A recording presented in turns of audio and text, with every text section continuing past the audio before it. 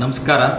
ದಿನಾಂಕ 1 ಮಾರ್ಚ್ 2026 ಬೆಳಗ್ಗೆ 6 ಗಂಟೆಗೆ ಚಾಮರಾಜನಗರ ಜಿಲ್ಲಾ ಪೊಲೀಸ್ ಪೆರೇಡ್ ಮೈದಾನದಲ್ಲಿ Karnataka state police run 2026 5 kilometre marathon ಓಟವನ್ನು ಆಯೋಜಿಸಲಾಗಿದೆ.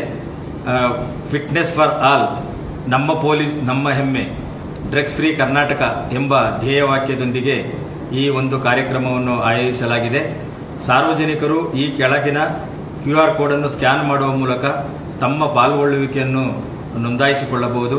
ಮೊದಲನೇ ಬಹುಮಾನ ಸೈಕಲ್, ಎರಡನೇ ಬಹುಮಾನ 5,000 ರೂಪಾಯಿ, ಮೂರನೇ ಬಹುಮಾನ 3,000 ರೂಪಾಯಿ ಮತ್ತು ಸರ್ಟಿಫಿಕೇಟ್ ಮತ್ತು ಮೆಡಲ್ ನೀಡಲಾಗುತ್ತದೆ.